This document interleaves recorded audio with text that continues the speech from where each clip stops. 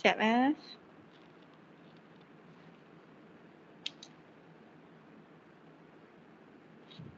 Okay. Alright. Okay, hari ini kita akan belajar mengenai chapter 4, The Law of Agency ataupun pada bahasa Melayunya dikenali sebagai Undang-Undang Agensi. Okay, sebelum saya masuk chapter 4 ni, okay, kita recap sikit apa yang kita dah belajar hari tu untuk kelas yang lepas. Okay, kita dah belajar mengenai partnership. Okay, kita dah belajar dah secara ringkas, kita belajar ada 3 business entity di Malaysia. Kita ada company, partnership dan juga sole proprietorship. Okay, setiap satu tu ada karakteristik ataupun ciri-ciri yang berbeza antara satu sama lain. So, ada 12 ciri-ciri yang awak kena hafal, yang awak kena ingat sebabnya itu adalah salah satu soalan yang paling popular untuk final exam. Macam saya lepas dah keluar dah ditanya, apa beza company dengan partnership. Kemudian kita pergi lagi detail. Kita lagi detail mengenai partnership.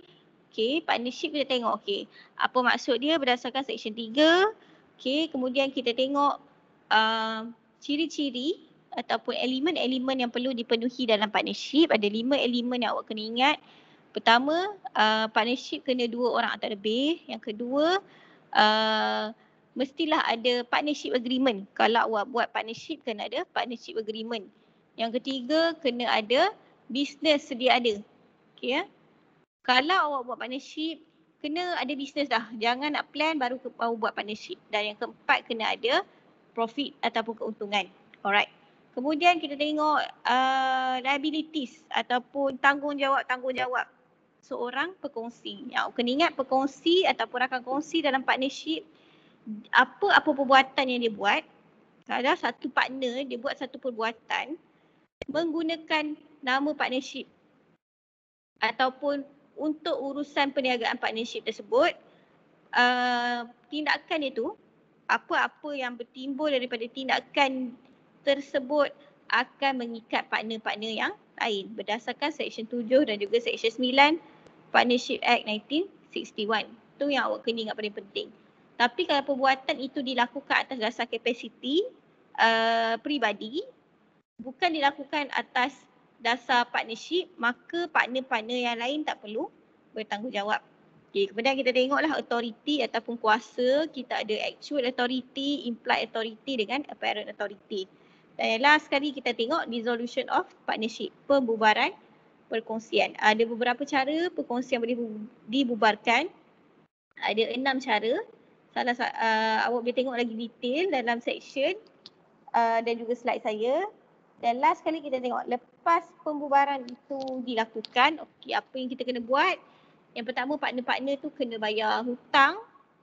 Kalau partnership itu berhutang, kemudian partner kena bagi notis kepada pelanggan-pelanggan mereka ataupun pihak-pihak yang buat kontrak dengan mereka bahawa partnership itu sudah dibubarkan dan partner-partner yang tadi tu hanya bertanggungjawab setakat mana untuk urusan penggulungan partnership dan juga apa-apa transaksi yang belum selesai. So itu bawah partnership lah.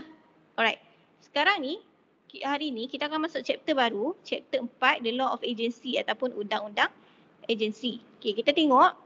Okay. Content of this chapter, isi kandungan chapter 4 ni. Apa yang awak akan belajar dalam chapter 4. Okay, kat sini tengok. Here's what you will learn in this chapter. Apa yang awak semua akan belajar dalam chapter keempat ini. Okay, yang pertama, awak akan ascertain the nature of agency. Awak akan mengetahui ataupun mengenal pasti sifat-sifat agensi tersebut. Okay, the nature of agency. Kita kata macam perkenalan lah kepada agensi. So awak akan belajar dalam ni pihak yang terlibat. Okay. Kalau agensi ada berapa pihak, so awak akan belajar. Alright. Yang kedua, awak akan belajar mengenai definition. Definition of agency. Agent lah, agent dan principal. Okay, siapa Ejen dan prinsipal mereka adalah pihak-pihak yang terlibat dalam agensi. Apa lagi yang awak akan belajar? Okay, awak akan belajar mengenai macam mana agensi terbentuk. Semua benda tu awak akan belajar dalam chapter keempat ini. Okey. Kemudian, lepas awak dah belajar nature of agency, apa yang awak akan belajar? Awak akan define the law of agency through the definition of an agent and principle. So, yang kedua, awak akan belajar mengenai definisi agent dan prinsipal. Okay, siapa agent dan prinsipal? Agent dan prinsipal adalah pihak-pihak yang ada dalam agensi. Nanti kita akan tengoklah dengan lagi detail. So, orang akan tengok apa maksud agent, apa maksud prinsipal berdasarkan Akta Kontrak 1950. Okay, macam kita belajar chapter 2 dulu. Chapter 2 kita belajar law of contract kan. Kita guna Akta Kontrak 1950. Tapi bila kita masuk chapter 3, kita tak guna dah Akta Kontrak 1950. Kita guna Akta Perkongsian. Okay, bila sekarang ni kita masuk chapter 4 balik, okay, kita masuk chapter 4, kita gunakan semula Akta Kontrak 1950 tu.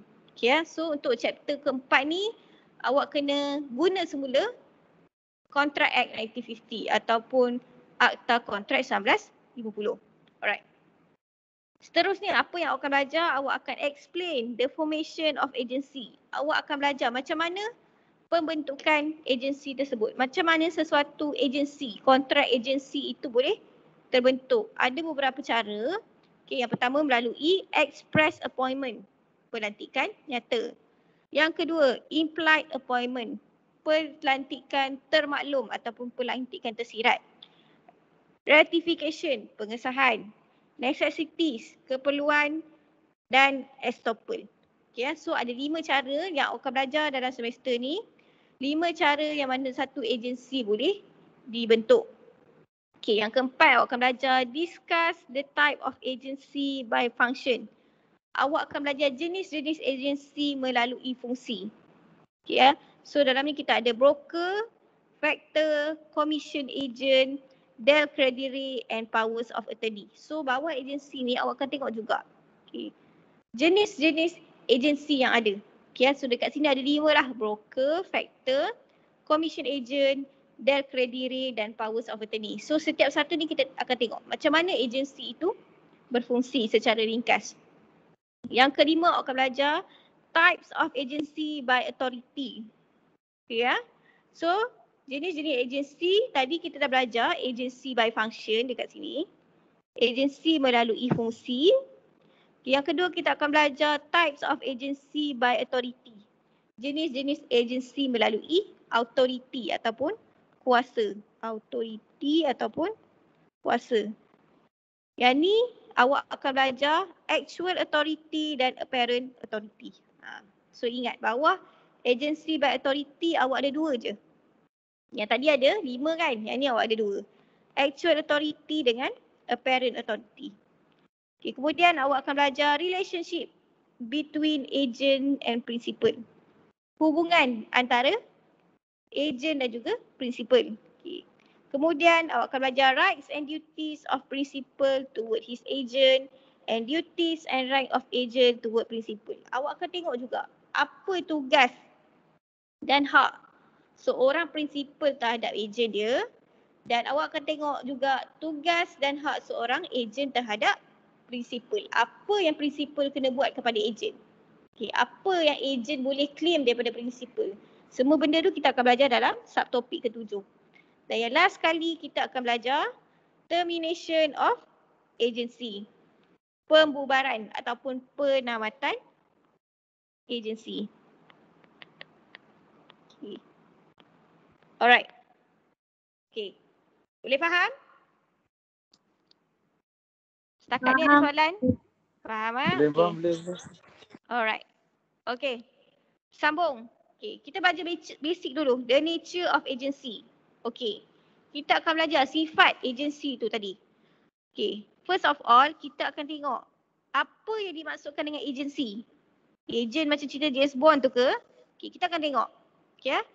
Agency refers to a type of relationship under law in which one party, the agent, is a representative of another party, which is the principal. Okay, kita baca sampai situ dulu. So dia kata agency refers to a type of relationship under law in which one party, the agent, is a representative of another party, which is the principal. Okay ya. So dia kata agency merujuk kepada satu jenis hubungan di bawah undang-undang, under law, yang mana satu pihak, pihak itu dikenali sebagai ejen. Ejen. Kejap. Ejen. Yang mana satu pihak, ejen tadi tu, is a representative, adalah wakil. Wakil kepada siapa? Kepada satu pihak yang lain. Yang mana pihak itu adalah principal. Principal. Okay ya. Alright, so dah tahu dah ada dua pihak dekat sini. Satu nama dia agent, satu lagi nama dia principal. Agent adalah wakil kepada principal. Okay, kita sambung. And is allowed to perform some kind of transaction or make some kind of contract with a third party. Okay, kita belajar dalam agensi adalah satu hubungan di bawah undang-undang yang mana satu pihak, ejen tadi tu, adalah wakil kepada satu pihak yang lain, iaitu principal. Yang mana ejen tadi, ingat ejen ejen adalah dibenarkan. Dibenarkan untuk buat apa? Untuk menjalankan apa-apa transaksi atau membuat apa-apa kontrak. Dengan siapa? Dengan pihak ketiga. Okay, itu maksud agensi yang mana satu pihak yang nama dia ejen wakil kepada principal. Ejen ini boleh buat apa-apa kontrak ataupun transaksi dengan pihak ketiga. Alright.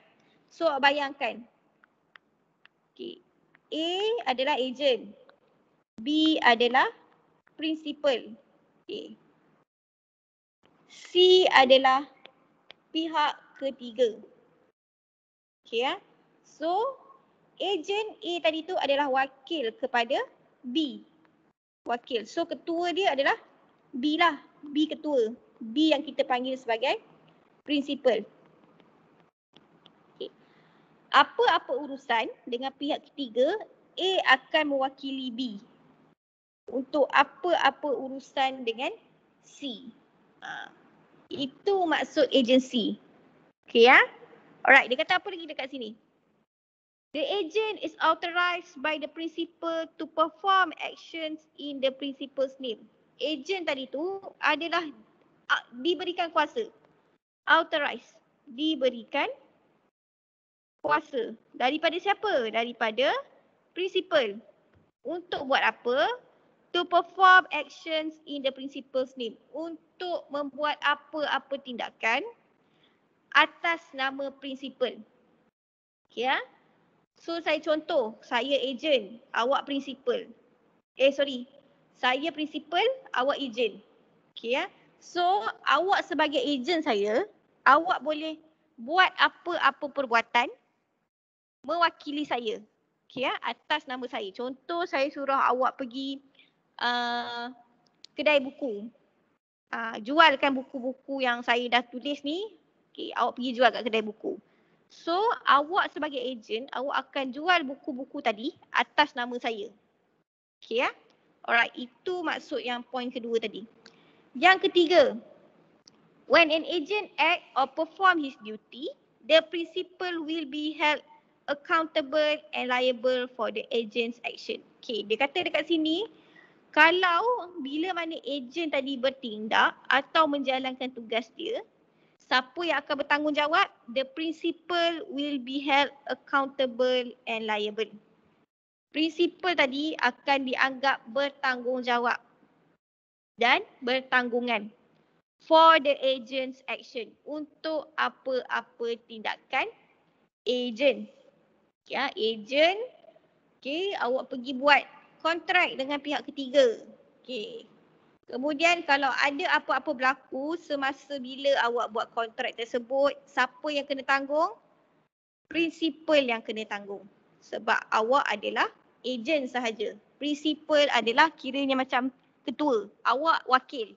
Okay, so apa-apa ketua yang kena tanggung. Prinsipal tadi yang kena tanggung. Alright. Okay.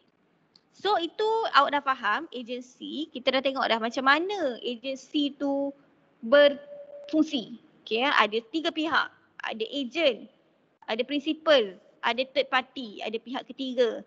So prinsipal akan keluarkan arahan, ejen akan terima arahan tersebut, ejen akan jadi wakil kepada prinsipal untuk jalankan apa-apa urusan dengan pihak ketiga. Contoh paling senang saya boleh bagi contoh macam awak tahu kan kuku kan, mesin air kuku tu.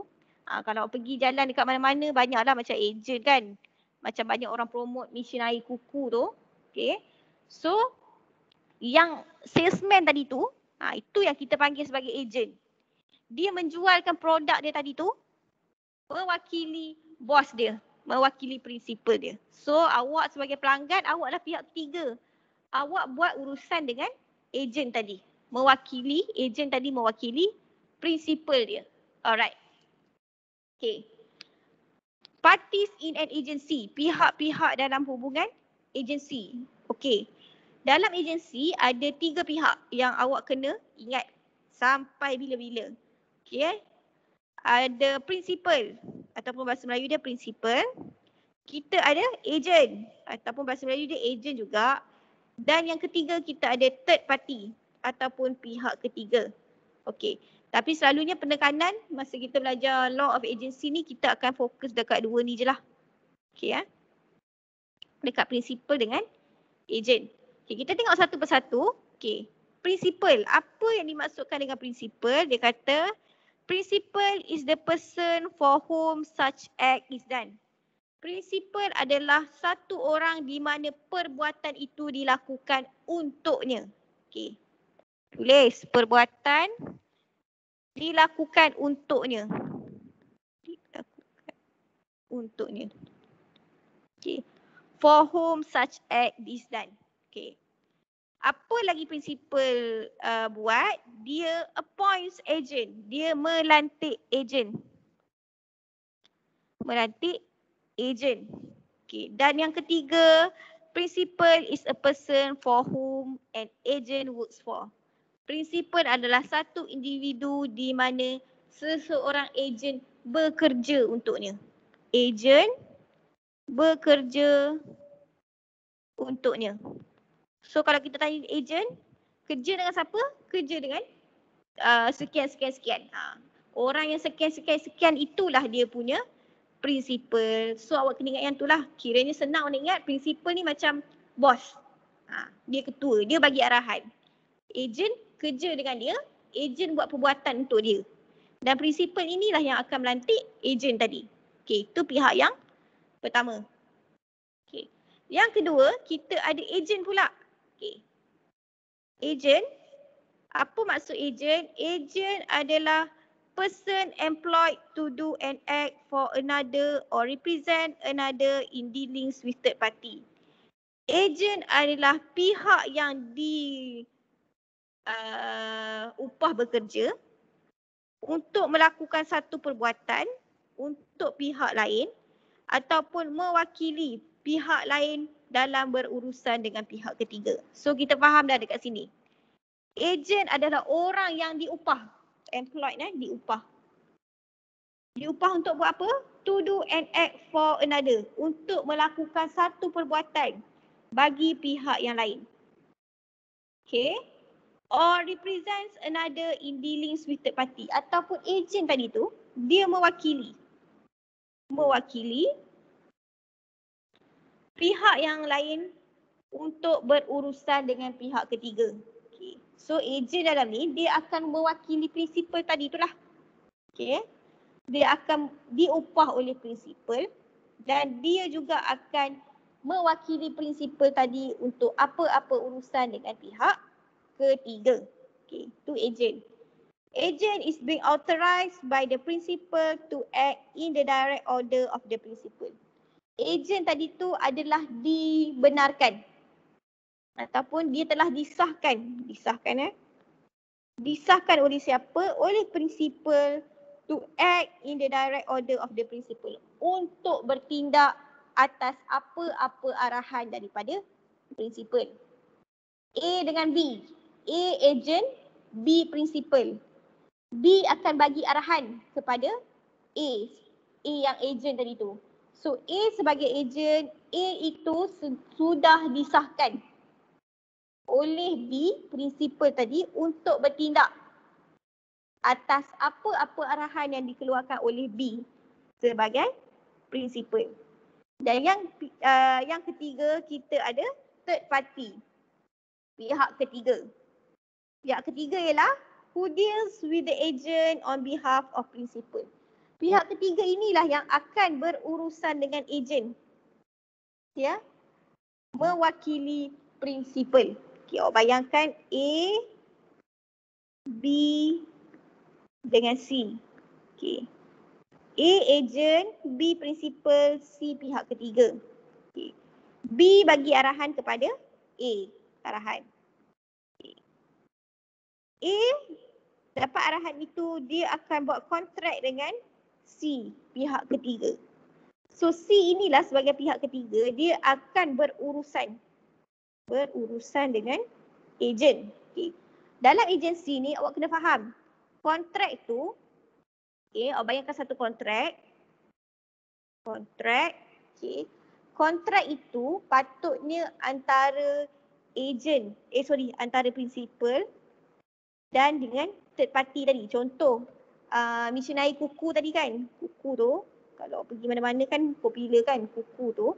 Okey, syarikat kuku tu, dia adalah principal. Ya, syarikat dia. Syarikat adalah principal. Okay, tapi takkan director syarikat tu dia nak pergi jumpa customer kan. Takkan dia CEO syarikat kuku tu dia nak jumpa customer. So dia lantiklah agent. Agent lah pekerja-pekerja dia tu. Okay. So awak pun berminat, awak pihak ketiga berminat, awak nak pasang kuku dekat rumah awak. Okey, awak nak pasang kuku dekat rumah awak pun buatlah kontrak dengan agent tadi. Awak pihak ketiga, awak buat kontrak dengan agent kuku tadi tu. Okay. Sebenarnya kontrak awak tu, kontrak yang awak pasang kuku dekat rumah awak tu, sebenarnya adalah kontrak antara awak yang pihak ketiga tadi dengan syarikat yang prinsipal tu. Okay. Tapi agent tu adalah kita kata orang tengah. Okay. Agent ni akan wakilkan syarikat dia tadi tu, syarikat kuku tadi tu, untuk berurusan dengan kontrak dengan awak yang pihak ketiga tadi. Okey, boleh faham? Nak saya ulang balik ke? Agensi sangat senang. Ada soalan?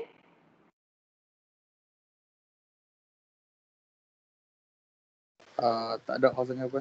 Tak ada apa. Tak ada. Agensi setakat ni memang senang. Kau nak compare dengan kontrak. Okey, saya sambung. Okey, example lah, contoh. Okey.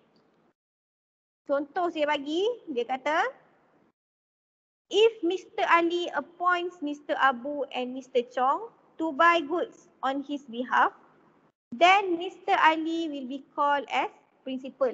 Kalau seorang Mr. Ali melantik seorang Mr. Abu dan Mr. Chong untuk membeli barang mewakili pihaknya, maka Mr. Ali yang bagi arahan tadi tu, yang melantik Mr. Abu dan Mr. Chong dan bagi arahan untuk beli barang adalah dikenali sebagai principal.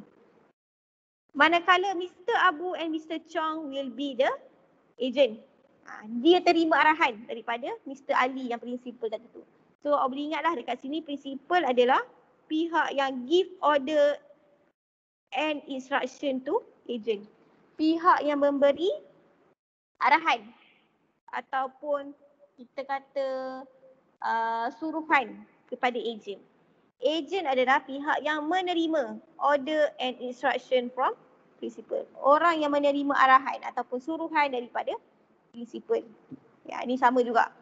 So, awak bayangkan, ni Mr. Ali, principal, dia rantik 2 orang ejen bawah dia Okay.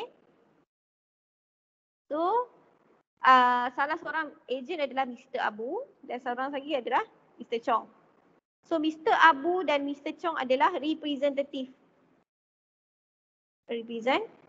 ataupun wakil kepada Mr. Ali ni.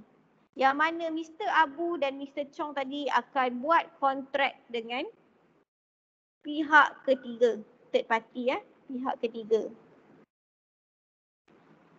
Mewakili Mr. Ali yang prinsipal tadi tu. Alright. Okay. Sama juga yang ni. Contract of agency kita ada principal, kita ada agent dan kita ada third party. Kat sini dia kata agent deals on behalf only. Agent tadi tu hanya mewakili, berurusan untuk mewakili principal dia tadi dengan pihak ketiga untuk melakukan satu business contract ataupun kontrak perniagaan. Okay. Alright, settle. Kita dah tengok dah macam mana hubungan agensi ini berfungsi. Yang kita dah belajar, ada 3 pihak. Ada agent, ada principal, ada third party. Agent akan wakilkan principal tadi untuk buat kontrak dengan pihak ketiga. Okey. Dah belajar, kita dah tengok dah, kita dah kenal pasti pihak-pihak yang ada. Macam saya cakap tadi, bawah silibus kita akan fokus kepada 2 pihak sahaja, iaitu principal dan juga agent. Kita tak tengok detail pihak ketiga. Okay, sekarang ni kita tengok dulu principal, pihak yang pertama. Principal under Contract Act 1950. Okay ya. Macam saya cakap tadi, untuk chapter 4 ni kita akan guna semula Contract Act 1950, Akta Kontrak 1950. Okay, kita tak ada Agency Act, tak ada. Agency tu dia letak sekali bawah Contract Act 1950. So, kita tengok dulu maksud principal, definition. Okay, definition principal tu, maksud principal tu, kita nak refer section mana? Kita refer section 135 of Contract Act 1950. Section 135 Akta Kontrak 1950. So, buka section 135. Okay, tengok dia tulis apa. Okay, kata dekat sini, the person for whom such act is done or who is so represented is called the principal. Bahasa Melayu dia, seseorang yang untuknya tindakan itu dibuat atau yang diwakili sedemikian adalah dipanggil principal. So kalau soalan tanya, apa maksud principal bawah Contract Act 1950, sila tulis definition bawah section 135. Okay, ya? Jangan guna selain daripada perkataan yang ada bawah section 135 ni. Clear dah, dia dah cakap seseorang yang untuknya tindakan itu dibuat atau yang diwakili demikian adalah dipanggil principal. Okay, itu definition yang akta bagi. Okay. Siapa yang boleh jadi principal? Siapa yang boleh dilantik sebagai principal?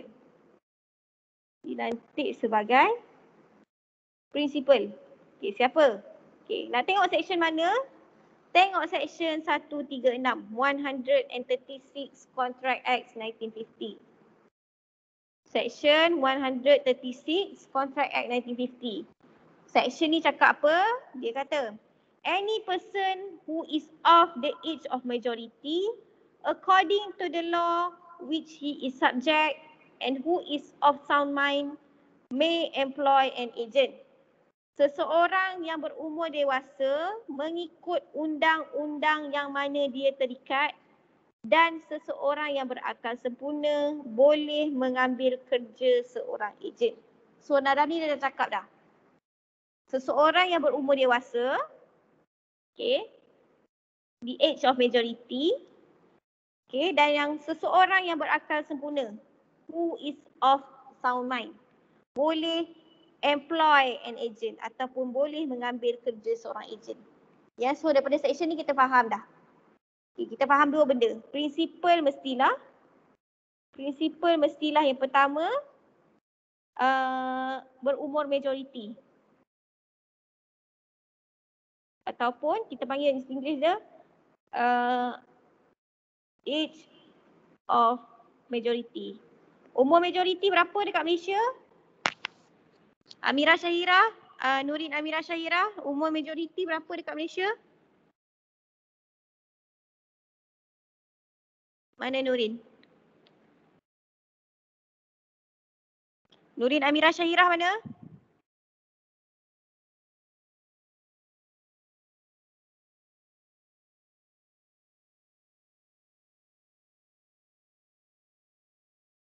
Nurul Syifa mana Nurul Syifa? Nurul Syifa?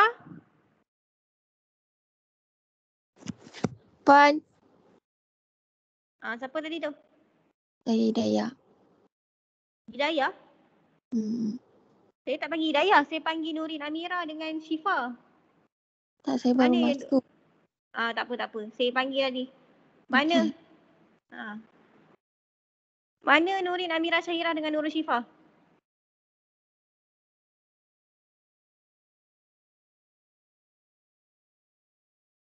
Nurul Syuhada Omar mana Nurul Syuhada Omar? Nurul Syuhada Omar? Saya Pan. Berapa umur majoriti Saya- dekat Malaysia? 18 tahun. 18 tahun. Okey, syarat yang kedua, mestilah berakal sempurna. Maksudnya orang itu tidak mengalami sakit mental. Bila awak penuhi dua syarat ini, maka awak boleh menjadi seorang prinsipal. Okey. Mana yang lain masuk kelas ni? Saya record ni kan, saya padamkan recording ni. Sebab tu saya tak suka guna Teams. Saya tahu ada student yang ambil kesempatan, dia tak nak masuk kelas. Masuk. Ada Puan. Ada Puan, ada. Masuk Ada di sini. Alright. Okay. Prinsipal dah tengok ejen pula. Ejen bawah section mana? Ejen bawah section 135 juga. Okay. Tengok ejen. Okay. Dia kata apa? An agent is a person employed to do any act for another or to represent another in dealings with third person. Apa translation dia? Seorang agent ialah seorang yang diambil bekerja untuk membuat sesuatu tindakan bagi pihak seseorang atau untuk mewakili seseorang dalam urusan-urusan dengan orang-orang ketiga. So itu maksud ataupun definisi agent bawah section 135. Ya, 135 sama juga. Principal definition pun bawah section 135. Agent pun definition dia bawah section 135. Okay. So dia kata agent adalah person employed to do any act for another. Orang yang diambil bekerja untuk membuat sesuatu tindakan bagi pihak seseorang. Okay. Yang kedua adalah to represent another in dealings with third person. Untuk mewakili seseorang dalam urusan-urusan dengan orang-orang ketiga. Itu adalah agent. Okay, tengok section lagi satu. Section 137. Section 137. Okay, dia kata apa? As between the principal and third persons, any person may become an agent, but no person who is not of the age of majority and of sound mind can become an agent so as to be responsible to his principal according to the provisions in that behalf herein contained. Dia kata seperti di antara principal dan orang-orang dewasa, seseorang boleh menjadi ejen, tetapi seseorang yang bukan berumur dewasa dan berakal sempurna tidak boleh menjadi ejen supaya akan bertanggungjawab kepada prinsipalnya mengikut peruntukan-peruntukan urusan tersebut yang terkandung dalam akta ini. So daripada section 137 ni kita dapat faham, okay, seseorang boleh menjadi ejen. Okay, semua orang boleh jadi ejen. Tetapi kat tanda tapi ni, but ni. Okay. Seseorang yang bukan berumur dewasa dan berakal sempurna tidak boleh menjadi ejen. Dia dah cakap dah. Semua orang boleh jadi ejen. Okay. Tapi yang bukan berumur dewasa dan tidak berakal sempurna tak boleh menjadi ejen. Okay ya. Siapa yang bukan berumur dewasa maksudnya kanak-kanak. Kanak-kanak dan orang yang tidak berakal sempurna tak boleh menjadi seorang ejen. Tak boleh. Okay. Itu yang kita akan belajar bawah seksyen 137. Okay. Habis.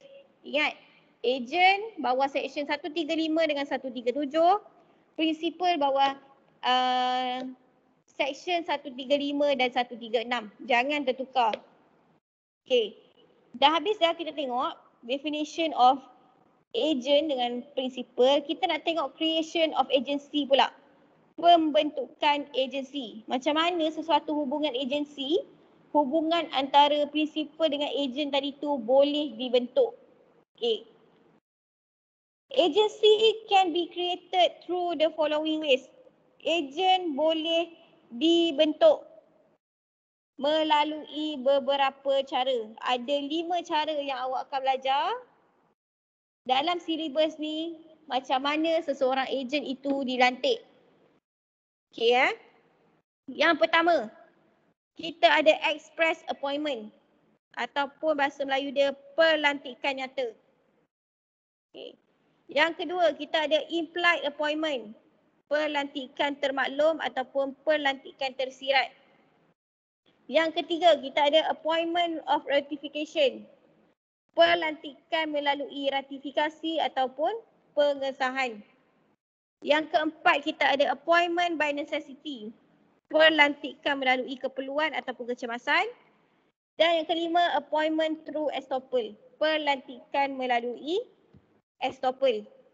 So ini adalah 5 cara yang mana sesebuah hubungan agensi itu boleh dibentuk. Kita akan tengok satu persatu. Tolong fokus dalam kelas ni sebab sem lepas soalan agensi dah keluar. Dah pernah keluar sem lepas. Dia tanya, what is the way to create an agency? Apakah cara untuk kita bentuk sesebuah hubungan agensi? Okey ya, tolong ambil perhatian. Alright, tengok yang pertama. Express appointment ataupun pelantikan nyata. Okay, pelantikan nyata, express appointment. Nak refer section mana? Tolong refer section 140 of Contract Act 1950. Section 140 Akta Kontrak 1950. Okay. Section 140 tu dia kata apa?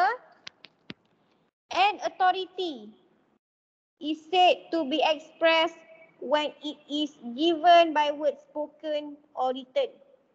Satu kuasa adalah dikatakan nyata apabila diberi oleh perkataan-perkataan yang disebut atau bertulis. Okay. So, dekat sini, okay, kita faham. Kita akan dapat faham seseorang prinsipal itu boleh melantik ejen melalui express appointment, melalui pelantikan nyata. Macam mana pelantikan nyata tu? Ada 2 cara. Yang pertama, by word spoken, melalui perkataan yang diberikan ataupun melalui perkataan yang dikeluarkan, iaitu melalui lisan lah, oral. Saya melantik A sebagai ejen saya. Itu adalah express appointment. Saya cakap, saya lantik Faris sebagai ejen saya. Okay, itu adalah by word spoken ataupun diberi oleh perkataan-perkataan yang disebut. Cara kedua bawah express appointment, kita ada written, bertulis. Okay ya? Bertulis. Bertulis ni macam mana? Kita lantik melalui surat pelantikan. Saya bagi surat dekat Rusdan. Dalam surat tu dah tertulis.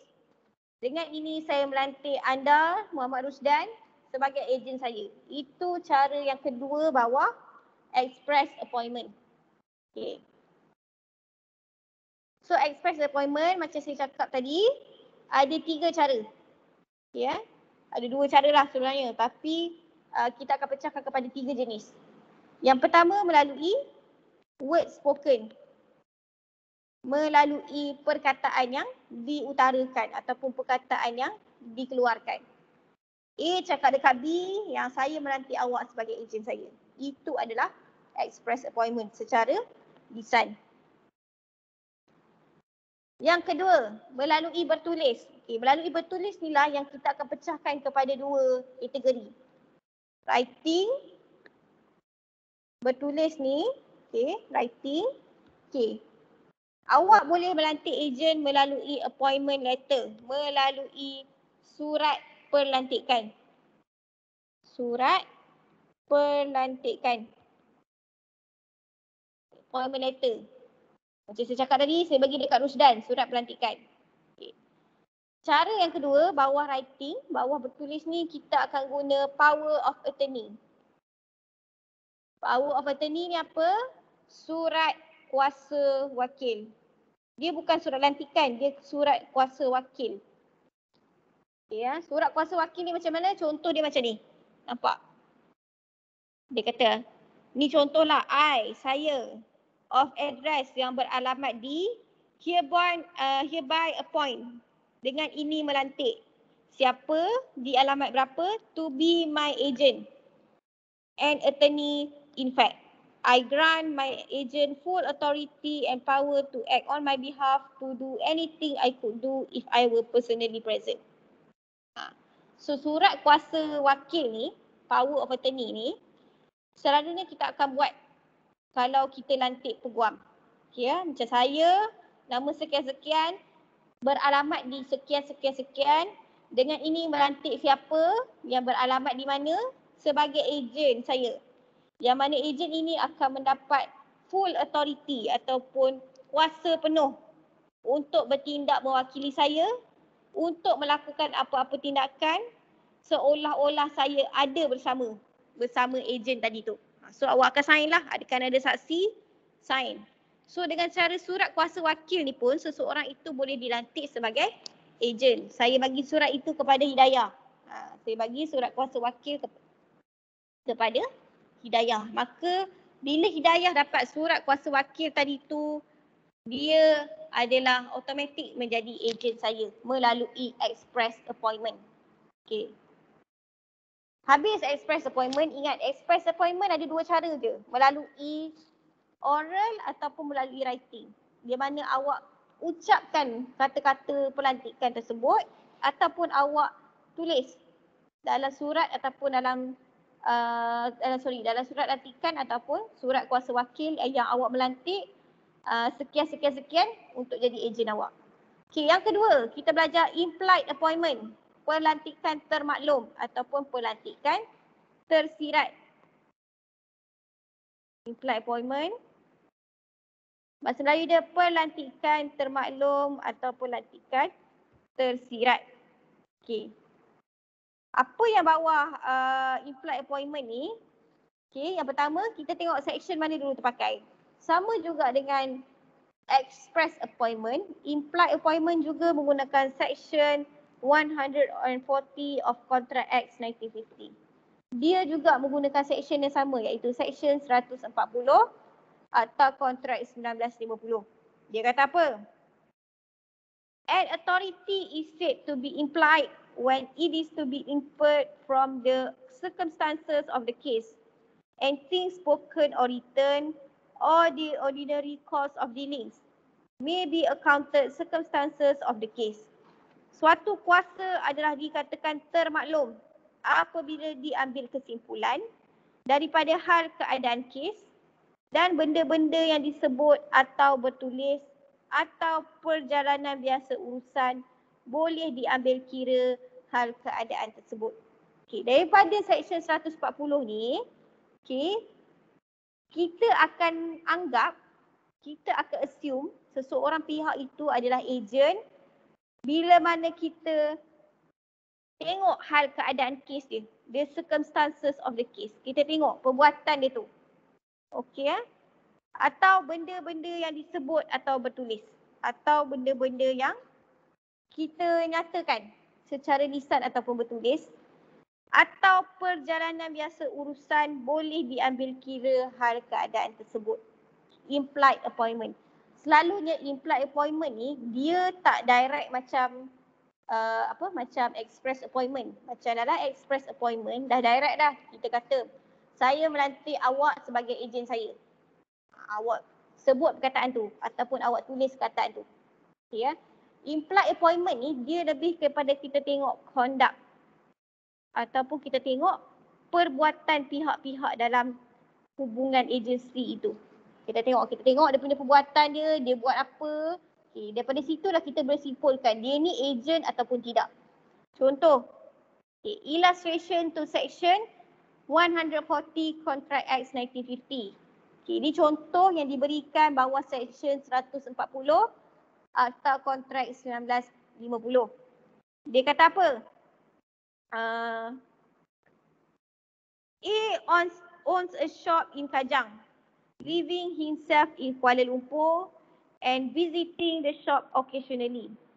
A memiliki kedai di Kajang dan tinggal di Kuala Lumpur serta melawat kedai tersebut sekali-sekala. Okay, awak bayangkan dalam kepala awak A dia ada kedai dekat Kajang.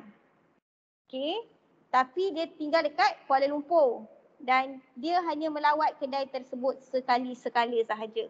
Okay, sambung. The shop is managed by B. Kedai tersebut, kedai yang A ada tadi tu diuruskan oleh B. Okay. And he is in the habit of ordering goods from C in the name of A for the purpose of the shop and of paying for them out of A's fund with A's knowledge. Okay. Kita dah tahu dah A ada kedai, B yang tolong jaga. Okay. B yang jaga kedai tadi tu, B sentiasa memesan barang-barang dari C atas nama A dan juga sentiasa membuat bayaran atas nama A untuk urusan-urusan kedai tersebut menggunakan duit A dan dengan pengetahuan A. So B yang urusan kedai tadi tu, dia order barang, dia bayar barang tersebut. Dia buat apa-apa urusan, dia guna nama A dengan pengetahuan A. Okay, ya? So daripada perbuatan B tadi tu, B yang uruskan kedai tapi dia gunakan nama A, kita akan cakap B has implied authority. B mempunyai kuasa tersirat. Daripada siapa? From A. Daripada A. Untuk buat apa? To order goods from C in the name of A for the purpose of the shop. Untuk memesan barangan dari C dengan menggunakan nama A untuk tujuan kedai tersebut. Nampak tak daripada perbuatan ni, kalau awak tengok illustration ni, dia tak cakap pun A lantik B secara lisan ataupun secara bertulis. Tak ada. Tapi kita dapat tengok B ni, dia uruskan kedai A tersebut. Dia order barang, dia bayar barang. Dia buat apa-apa untuk kedai tersebut dengan C, gunakan nama A. So bila jadi macam tu, kita akan cakap B ini adalah ejen yang dilantik melalui implied appointment ataupun pelantikan termaklum ataupun pelantikan tersirat. Sebab kita akan tengok conduct of the parties, perbuatan pihak-pihak yang ada dalam kontrak agensi tersebut. Boleh faham? Fazlin Auni, mana Fazlin Auni? Fazlin Auni? Ya, Puan. Boleh faham Faham? Okey, sambung. Okay, implied appointment. Okay, macam kita cakap tadi dah. Implied appointment ni, dia selalunya kita akan tengok perbuatan. Okay, perbuatan pihak-pihak yang ada dalam kontrak agensi tadi tu. So, bawah implied appointment, bawah pelantikan tersirat ni, okay, kita akan tengok ada beberapa situasi yang mana Bila kita tengok situasi tersebut, kita boleh kata ini adalah implied appointment. Yang pertama, macam kita belajar tadilah, kita tengok words and conduct of the parties. Kita akan tengok perkataan dan juga perbuatan pihak-pihak yang ada dalam kontrak tadi. So tengok perbuatan, dia buat apa, dia guna nama siapa. So daripada situ kita dah boleh kata ada implied appointment. Contoh dia macam section 140 tadi, yang illustration yang saya cakap tadi. Situasi yang kedua, husband and wife, suami isteri. Bila awak adalah pasangan suami isteri, awak juga boleh dikatakan ada implied appointment. Okay. Contoh, alright, isteri pergi kedai, beli barang. Harga barang RM50. Contoh okay, isteri kata, boleh tak saya nak bayar kemudian? Ya, saya bayar kemudian. Nanti suami saya bayarkan harga barang RM50 ni. Maka bila isteri cakap macam tu, suami itu telah dianggap ada implied appointment dengan kedai tadi tu. Ya, so awak bayangkan kedai, isteri dia buat hutang atas nama suami dia. Okay. Bila jadi macam tu, itu juga akan dikatakan sebagai implied appointment. So suami tadi dia kena bertanggungjawab terhadap hutang tadi yang dibuat oleh isteri dia. Sebab ada hubungan suami isteri. Okay, boleh dibenarkan. Yang ketiga, partnership perkongsian. Bawah Section 7 of Partnership Act 1961. Kita dah belajar dah partnership minggu lepas, perkongsian. Section 7 kata, kalau awak buat sesuatu tindakan atas nama perkongsian, tindakan awak itu akan mengikat pihak-pihak ataupun rakan-rakan kongsi yang lain. Itu partnership. Bila awak buat partnership, kita akan dah anggap adanya satu implied appointment. Adanya satu pelantikan tersirat ataupun pelantikan termaklum. Sebab tu kalau partner dia buat sesuatu, partner-partner yang lain akan bertanggungjawab sama. Dengan syarat perbuatan itu dibuat atas nama perkongsian dan atas perniagaan yang dijalankan oleh perkongsian tersebut. Okey. Bawah implied appointment ada dua kes. Okey ya. Kes yang pertama, kita tengok kes yang pertama dulu. Kita ada kes Chan Yin-Ti melawan William Jacks and Company Malaya Limited tahun 1964. Okey, kita tengok kes yang pertama dulu, kes Chan Yin-Ti ni. Okey. Ada 3 pihak dalam kes ni. Okay, pihak-pihak dia, kita ada yang pertama, kita ada appellant, perayu. Perayu ni nama dia Chan. Itu pihak yang pertama. Pihak yang kedua kita ada Yong. Yong ini adalah seorang minor, seorang kanak-kanak. Okay. Alright, so ingat dulu.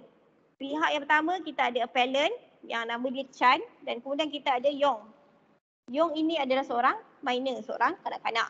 Okay, apa yang berlaku dalam kes ni, Chan tadi tu, Chan registered himself and Yong as partners.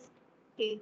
Chan tadi, ni Chan, okay, dia register kan, dia daftarkan diri dia, himself, and Yong tadi, yang ni, sebagai seorang partner. Ya. So kiranya Chan ni dia daftarkan diri dia dan juga Yong tadi tu sebagai partner, sebagai rakan kongsi. So nama rakan kongsi mereka adalah Chan and Yong Trading. Okay. Itu nama partnership dia orang. Okay. Apa yang berlaku lepas tu? Both of them met a representative of respondent company. Datanglah pihak ketiga ni, respondent. Okay. Kedua-dua Chan tadi ni dengan Yong tadi ni, dia pergi buat apa? Berjumpa satu wakil syarikat respondent. Both of them met a representative of respondent company. Kedua-dua mereka pergi jumpa wakil syarikat respondent. Okay ya, dia kata apa?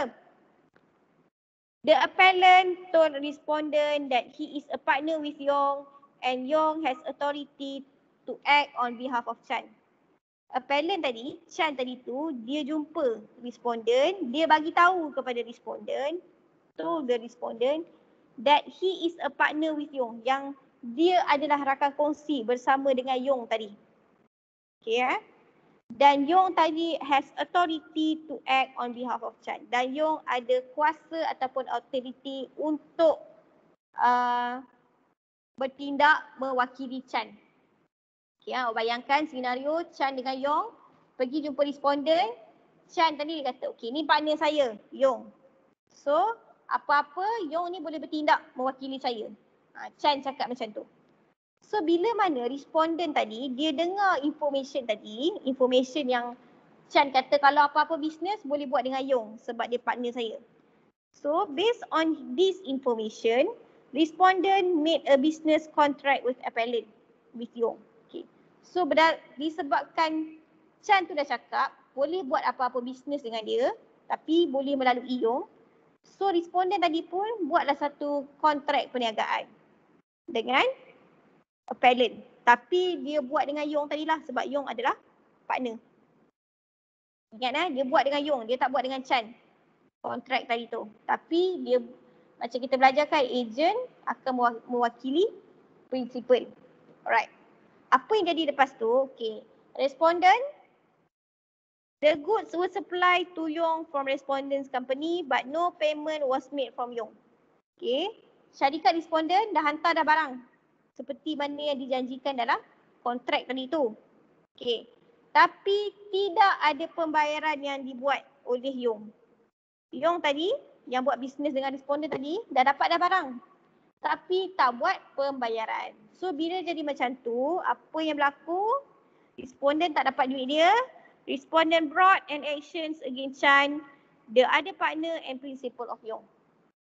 Responden kata, okay senang. Sekarang ni saman Chan. Saman lagi satu partner dan juga principal Yong tadi tu. So responden pun saman bawalah tindakan undang-undang terhadap Chan. Yang mana Chan adalah partner dan juga principal kepada Yong tadi. Okay. Apa yang berlaku dalam kes ni, mahkamah putuskan. Okay, sekarang ni isu dia sama ada Chan kena bertanggungjawab tak? Sebab kontrak tadi dibuat antara responden dengan Yong. Kontrak antara responden dengan Yong. Sekarang ni responden dia saman Chan. Okay. Chan kena bertanggungjawab ataupun tidak. Dia kata the appellant Chan tadi tu had held out that Yong as his agent to respondent with authority to do things on his behalf and for whose acts the appellant was liable. Mahkamah kata, okay, tengok tadi. Dia kata berdasarkan fakta tadi tu, okay, Chan tadi dia dah bagi tahu dah dekat responden yang Yong itu adalah agent dia. Ingat tak dekat sini? Kat sini. Okay. Yang kedua-dua mereka pergi jumpa responden. Kemudian Chan kata yang dia adalah partner dengan Yong.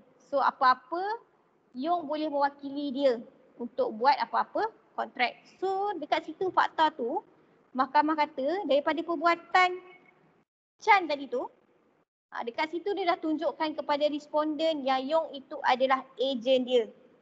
Yang mana ejen itu mempunyai authority, mempunyai kuasa to do things on his behalf, untuk membuat apa-apa tindakan mewakili pihak dia, and for whose act the appellant was liable. Dan untuk apa-apa tindakan yang mana appellant Chan tadi tu kena bertanggungjawab.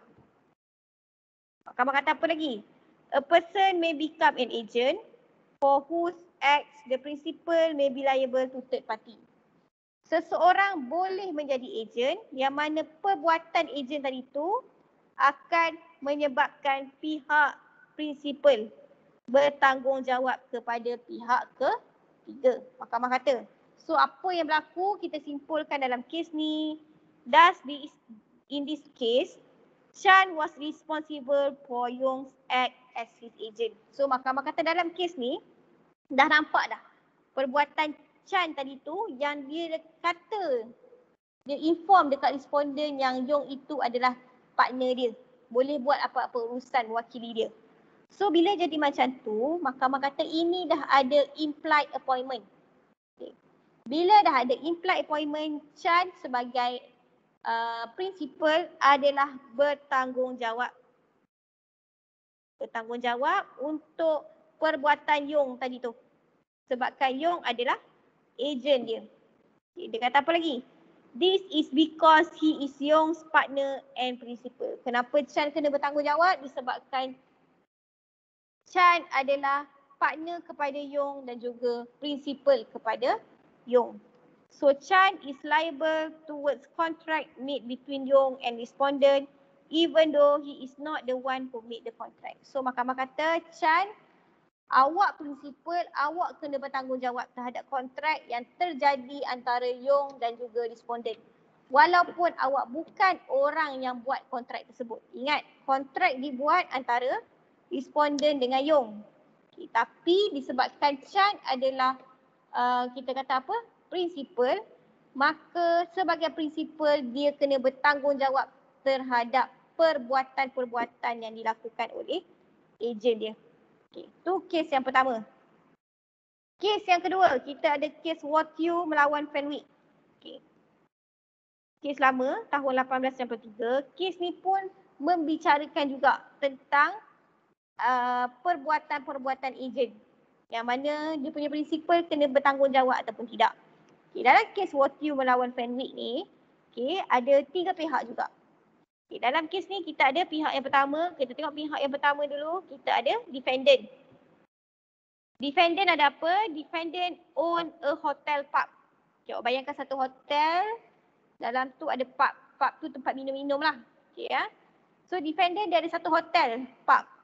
Okay, ya. Kemudian defendant ni dia buat apa? Defendant employed Humble. Ada seorang watak kedua ni nama dia Humble. Okay, ya. Okay. Defendant tadi, disebabkan dia pemilik hotel tersebut, dia mengupah seseorang yang bernama Humble untuk buat apa? To manage the hotel pub. Untuk menguruskan hotel pub tersebut. Okay. So, ingat defendant dia tuan punya hotel tapi dia upah seorang yang bernama Humble untuk menguruskan hotel tersebut. Okay. Nama Humble tadi tu, his name was on the bar and the license of the pub. Nama Humble, nama pekerja dia ni, okay, ada pada bar, kedai tadi dan juga pada lesen perniagaan pub tersebut. Okay, ya. Apa yang berlaku? Defendant, tuan punya hotel yang asal tu, dia dah bagi arahan. Defendant explicitly instructed Humble not to make any purchase other than bottled ales and mineral waters. Defendant secara jelas, explicitly, secara jelas, dia dah bagi tahu kepada Humble, dia bagi arahan, instructed Humble not to make any purchase. Tidak boleh membuat apa-apa pembelian other than, selain daripada bottles, ale and mineral water. Defendant, tuan punya hotel yang tadi tu dah cakap dah dekat Humble. Jangan beli apa-apa barang selain daripada, selain daripada bottle ales. Okay, air minuman, okay, yang dalam botol tu. Okay. Dan juga air mineral water. 2 tu je dia boleh beli. Yang lain tak boleh. Okay, defendant dah cakap dah dekat Humble. Okay. Humble ni, pekerja dia tadi tu, apa dia buat? Humble still entered into agreement with plaintiff to buy cigars. Okay. Humble, dia buat juga kontrak membeli rokok. Cigars ni rokok. Rokok dengan plaintiff. Humble yang bekerja dari tu, Humble ni plaintiff, dia orang buat kontrak beli rokok. Padahal dah dipesan dah oleh dia punya bos, defendant dari tu, jangan beli apa-apa selain daripada air minuman dalam botol kaca dan juga mineral water. Okay. Buatlah kontrak antara plaintiff dengan Humble. Okay. Bila buat kontrak, okay, kontrak jual beli rokok tadi tu, Humble tadi dia tak bayar. Dia tak bayar harga rokok tadi. Bila tak bayar, plaintiff pun carilah. Okay. Plaintiff kemudian dapat tahu, plaintiff later discovered that defendant was the actual owner and brought an action to collect money from defendant. So sekarang ni, Humble tak bayar harga rokok tu. So bila plaintiff cari-cari, dia kata, oh rupanya hotel ni defendant yang punya. Defendant adalah bos. defendant was the actual owner. Okay. Plaintiff dapat tahu yang defendant adalah pemilik sebenar hotel. Sekarang ni dia bawa tindakan untuk tuntut hutang humble tadi daripada defendant. Dia kata, okay, sekarang ni pekerja you dah buat kontrak dengan I. Tapi pekerja you tak bayar. I nak minta daripada you. Sebab you kan tuan punya hotel. Okay. Isu yang berbangkit dalam kes ni sama ada, the issue is whether defendant is liable for agreement made between plaintiff and humble or not. Since humble is an agent to defendant. Isu yang berbangkit dalam kes ni adalah sama ada defendant tadi tu layak untuk bertanggungjawab terhadap perjanjian yang dibuat oleh plaintiff antara humble dengan plaintiff ataupun tidak, memandangkan humble adalah agent kepada defendant. So kita nak tengok defendant sebagai principal, agent dia buat kontrak, dia kena bertanggungjawab ataupun tidak. Mahkamah putuskan the court held that defendant is liable for damages. Mahkamah memutuskan defendant adalah bertanggungjawab untuk ganti rugi, as humble was acting with an authority from defendant as his agent. Kerana humble telah bertindak dengan satu kuasa daripada defendant sebagai agent kepada defendant. So dia kata, mahkamah kata, as his principal, defendant is liable towards act made by humble his agent with another party. So mahkamah kata, senang je. Defendant bertanggungjawab, okay, sebab humble tadi, agent itu bertindak dengan satu kuasa yang diberikan oleh dia punya principal. So sebagai principal, defendant adalah bertanggungjawab terhadap apa-apa perbuatan yang dibuat oleh agent. So dalam kes ni defendant kena bayar duit itu, duit pembelian rokok tadi tu kepada plaintiff. Dia bertanggungjawab walaupun bukannya defendant tu yang beli rokok tu, humble tadi yang beli. Tapi disebabkan dia principal, dia kena bayar. Dia kena bertanggungjawab atas harga rokok tadi tu. Okey, boleh faham? Jelas? Faham Puan. Faham Okey. Yang ketiga, kita dah tengok dah. Kita dah Faham, tengok Puan. express appointment. Okey. Kita dah tengok dah express appointment, kita dah tengok implied appointment. Okey, kita tengok appointment yang ketiga pula, appointment of agent by ratification ataupun pelantikan agent melalui ratifikasi ataupun pengesahan. Okey. Yang ni kita akan tengok section 149 Contract Act 1950. Macam mana pelantikan agent itu boleh dibuat melalui ratifikasi ataupun pengesahan. Kita tengok section 149. Where acts are done by one person on behalf of another but without his knowledge or authority, he may elect to ratify or to disown the acts. If he ratifies them, the same effect will follow as if they had been performed by his authority. So maksud dia apa? Jika tindakan-tindakan dibuat oleh seseorang bagi pihak seorang yang lain tanpa pengetahuan atau kuasanya. Dekat sini penting. Tanpa pengetahuan atau kuasanya. Ya, without his knowledge or authority. Okay. Bila seseorang itu buat satu tindakan, buat satu perbuatan tanpa pengetahuan atau kuasa daripada pihak yang lain, okay, A buat sesuatu bagi pihak B. Okay, B tadi tak bagi pun ataupun dia tak tahu pun yang A itu buat perbuatan itu untuknya. Okay, ataupun B dia tak bagi kuasa pun kepada A untuk buat perbuatan tersebut. A yang suka hati buat sendiri. So bila jadi macam tu, B ada dua pilihan. B boleh buat apa? He may elect to ratify. Dia boleh memilih untuk meratifikasikan. Meratifikasikan maksudnya mengesahkan. Ataupun pilihan kedua, he may disown the acts. Dia boleh tidak mengakui tindakan-tindakan itu. So, Jika dia meratifikasikan tindakan-tindakan itu, natijah yang sama akan menyusuli seolah-olah tindakan-tindakan itu telah dilaksanakan oleh kuasanya. Alright, itu adalah appointment of agent by ratification. Ya, kita tengok contoh. Okay. Ratification, itu saya nak masuk apa? Ratification, pengesahan ataupun ratifikasi occurs, berlaku.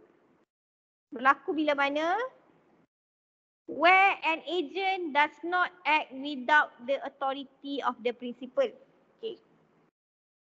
Awak bayangkan satu agent ni, dia buat satu perbuatan. Tapi sebenarnya prinsipal dia tak suruh pun buat benda tersebut. Okay, dia buat perbuatan tanpa kebenaran daripada prinsipal. Okay. But because of the subsequent conduct of the principal, tapi disebabkan berlakunya perbuatan seterusnya oleh prinsipal itu, the unauthorized act effectively becomes ratified. Perbuatan yang tak sah tadi tu, perbuatan yang ejen tu buat tanpa arahan tadi tu, okay, mula-mula tak sah. Tapi disebabkan adanya ratification daripada prinsipal, perbuatan itu menjadi sah. As the principal's own act as if the principal has previously authorized it. Okay. Perbuatan itu akan menjadi sah sebagai satu perbuatan prinsipal seolah-olah prinsipal itu telah benarkan perbuatan itu sejak mula. Okay, awak bayangkan. A sebagai ejen, dia buat satu perbuatan. Perbuatan itu tak disuruh pun oleh prinsipal dia. Macam kita belajar bahawa Seksyen 149, okay, bila seseorang melakukan perbuatan untuk pihak lain, tapi perbuatan itu tak diketahui ataupun tak diberikan kuasa oleh pihak lain tersebut, pihak yang tadi, okay, ada dua option dia boleh buat. Dia boleh memilih untuk meratifikasikan, okay, ataupun dia boleh tidak mengakui tindakan-tindakan itu. A buat sesuatu untuk B, B boleh pilih sama ada dia nak sahkan tidak perbuatan A itu ataupun dia nak tolak perbuatan tersebut. Okay, ya? So, kalau ejen buat satu tindakan yang agent made unauthorized act. Tak nampak. Agent tadi buat satu perbuatan yang tidak sah. Okay. Bila berlakunya ratification ataupun pengesahan, yang mana principal ratified the act. Bos dia tadi, principal tadi tu dia sahkan perbuatan yang tak sah tadi tu. Maka perbuatan itu sudah menjadi authorized act ataupun perbuatan yang sudah sah. Seolah-olah prinsipal telah benarkan daripada mula. Okay, kita tengok contoh. Okay, contoh. Okay. Contoh dekat sini, dia kata Jenny. Jenny has a car. Okay, Jenny mempunyai sebuah kereta. Ni kereta Jenny. Okay, alright. Apa yang Jenny suruh? Apa yang Jenny buat? Jenny instructed. Jenny menyuruh Lizzie, okay, ejen dia Lizzie, to sell her car on her behalf not less than 50k. Jenny tadi ni, dia suruh Lizzie jualkan kereta tadi ni, okay, untuk mewakili dia. Lizzie, boleh tak tolong jual kereta ni? Wakilkan saya, tapi harga jangan kurang RM50,000. Dia dah kata dah, harga tak boleh lebih tak boleh kurang RM50,000. Okay, ya. Minimum you jual RM50,000. Okay, jangan kurang RM50,000. Okay. Lizzie tadi sebagai ejen tadi tu, dia buat apa? Lizzie sold the car to Nini for 45k. Lizzie tadi yang dah diberikan arahan oleh Jenny tadi tu, suruh jual harga kereta RM50,000. Dia jual kepada siapa? Dia jual kepada Nini. Dia jual harga berapa? RM45,000. Nampak tak dah kurang? Padahal dah dipesan dah oleh Jenny. Jangan jual harga kurang daripada RM50,000. Dekat sini kita dah kata Lizzie tadi ni, Lizzie dia dah buat satu unauthorized act. Satu perbuatan yang tidak disahkan. Orang suruh jual RM50,000, dia jual RM45,000. Okay. Apa yang Jenny boleh buat? What Jenny can do? Jenny sebagai prinsipal tadi, apa yang Jenny boleh buat? Jenny ada dua option. Jenny ada dua pilihan. Yang pertama, Jenny can accept the contract.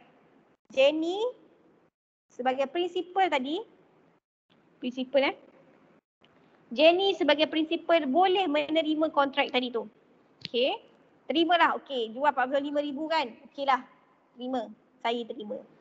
If she does, kalau Jenny terima kontrak tadi tu, the contract will bind Jenny and Nini. Kontrak kalau Jenny terima perbuatan Lizzie tadi tu, maka adanya satu kontrak antara Jenny dan juga Lizzie. Okay. Sebab apa kontrak antara Jenny dan juga Nini? Sebab Lizzie tu adalah wakil je kepada Jenny. Representative sahaja. So apa-apa kontrak macam kita belajar tadi, kontrak itu akan mengikat prinsipal dengan pihak ketiga. Alright. Okay. Yang kedua, option yang kedua, pilihan yang kedua. Okay. Sekejap. Okay. Pilihan yang kedua, Jenny can choose not to accept the contract. Jenny tadi, dia boleh ada pilihan untuk tidak menerima kontrak tadi. So kalau dia tak terima, kalau dia reject, then there will be no contract. Kalau Jenny tadi dia kata tak nak 50,000 juga. Okay. So dia tolak lah, dia reject. So kalau dia reject, maka tidak ada kontrak antara Jenny dan juga Nini. Nampak tak perbuatan kat situ? So bawah agent by ratification ni, okay, agent itu boleh dilantik kalau agent itu buat satu perbuatan yang tak sah. Ya. Yeah? Yang mana luar daripada kuasa yang diberikan oleh prinsipal. So prinsipal ada dua cara, dua option. Dia boleh terima perbuatan agent tadi ataupun dia boleh tolak perbuatan agent tadi berdasarkan section 149 Contract Act 1950. Okay. Alright. Agent by ratification, okay. Kita tengok sikit agent by ratification. Macam saya cakap tadi, bila awak sebagai agent, awak melakukan perbuatan yang melampaui kuasa. Okay. Alright, saya suruh beli buku, harga buku tu RM50. Awak pergi beli buku yang harga RM70. Dah melampaui kuasa yang diberikan. Bawah section 149 ada, dia cakap mengenai agent exceeding authority. Okay. Ataupun no authority at all. Saya tak suruh pun awak buat benda tu, awak pergi buat. Tak ada arahan pun, awak pergi suka-suka hati buat. Bawah section 188. Dia boleh jadi dua situasi ni sama ada agent tu dia melebihi kuasa yang diberikan oleh prinsipal ataupun agent tu sendiri buat satu perbuatan yang prinsipal tu tak suruh pun. Okay. Bila jadi macam tu prinsipal boleh memilih sama ada untuk menerima ataupun menolak perbuatan agent tadi. Ikut dia. Dia nak terima ataupun dia nak tolak. Okay, kalau dia terima, kalau agent itu terima perbuatan, kalau prinsipal itu terima perbuatan agent tadi, maka kita akan anggap berlakunya ratification. Berlakunya pengesahan. Bila berlakunya pengesahan, contract is made. Satu kontrak telah terbentuk. Tapi kalaulah agent tu reject, kalau prinsipal tu reject perbuatan agent tu tadi, okay, kita akan cakap no ratification is made. Tiada pengesahan yang dibuat. Kalau tak ada pengesahan yang dibuat, makanya tidak ada kontrak. Okay, itu adalah agent by ratification ataupun pelantikan agent melalui ratifikasi ataupun pengesahan.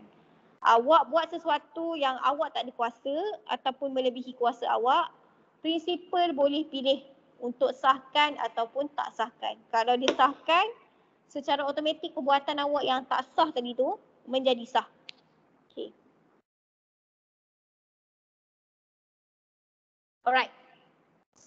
Mengenai agent by ratification, okay, dia kata the ratification is retrospective in nature. Dia bersifat retrospektif ataupun ke belakang. Okay, macam mana ke belakang tu? Dia kata it means that it dates back to the time when the original contract was made. Dia akan ikut ataupun dia akan tengok waktu bila mana kontrak asal dibuat. Okay. Kita tengok contoh kontrak is made on 1st March 2015. Kontrak tu dibuat pada 1 Mac 2018. Kontrak tu ejen tu buat dengan pihak ketiga pada 1 Mac 2018. Okay. Principal ratify on 15 March 2015. Prinsipal tadi hanya sahkan kontrak itu pada 15 Mac 2015. Okay. Persoalan dia, at which date the contract binds the principal? Dekat tarikh yang mana kontrak itu akan mengikat prinsipal tadi? Okay. So bila kita belajar, ratification ni bersifat retrospektif, dia bersifat ke belakang, maka kita akan tengok tarikh yang belakang sekali, yang awal-awal. Maka kontrak itu akan mengikat pada tarikh yang ni. 1 Mac 2015. Contoh lain. Okay. Jenny tadi. Jenny ada kereta. Okay. Jenny has a car. Jenny instructed Lizzie to sell the car on her behalf for not less than 50k on January 2015. Nampak tak? Jenny ada kereta, dia suruh Lizzie jualkan kereta itu mewakili dia untuk harga tidak kurang RM50,000 pada 2 Januari 2021. Okay. Ni original contract. Okay, kontrak yang asal. Apa yang Lizzie buat? Lizzie sebagai ejen sold the car to Nini for 45k on 4 January 2021. Lizzie ejen tadi dia jualkan kereta kepada Nini pihak ketiga dengan harga RM45,000 pada 4 Januari 2021. Okey. Apa yang berlaku dalam retrospektif ni? If Jenny ratified the contract made between Lizzie and Nini, kalau Jenny ni tadi, dia terima. Dia sahkan kontrak yang dibuat antara Lizzie dan juga Nini. Okay. Then the contract is said to be made on 2 January 2021. Retrospektif. Kalau Jenny tadi terima kontrak yang dibuat oleh Lizzie dan juga Nini, kontrak itu akan dikatakan telah dibuat pada 2 Januari 2021. Bukan pada 4 Januari 2021. Kerana agent by ratification adalah bersifat retrospektif ataupun bersifat ke belakang. Okey. Boleh faham? Boleh faham semua? Boleh, Puan. Boleh bagus. Faham, Puan. Alright. Faham Okey. Kemudian kita tengok conditions for an agency to be created by ratification. Bila mana awak nak create agency by ratification ni, okay, ada syarat-syarat dia. Awak tak boleh macam tengok okay, perbuatan tu tak sah, kita sahkan okay, boleh jadi agent by ratification. Tak semestinya. Kita ada beberapa syarat yang kita kena penuhkan. Okay, syarat yang pertama. Mana? Okay. Sekejap Okay. The act or contract must be unauthorized. Perbuatan itu, the act or contract must be done without the approval or the principal order at the first place before it can be ratified. Perbuatan yang awak buat tu kenalah satu perbuatan yang tidak disahkan. Kontrak itu adalah satu kontrak yang pada awalnya tak sah lagi. Okay, itu syarat yang pertama awak kena buktikan kalau awak nak jadi agent by ratification. Perbuatan ataupun kontrak itu mestilah dibuat tanpa kebenaran ataupun tanpa arahan daripada prinsipal.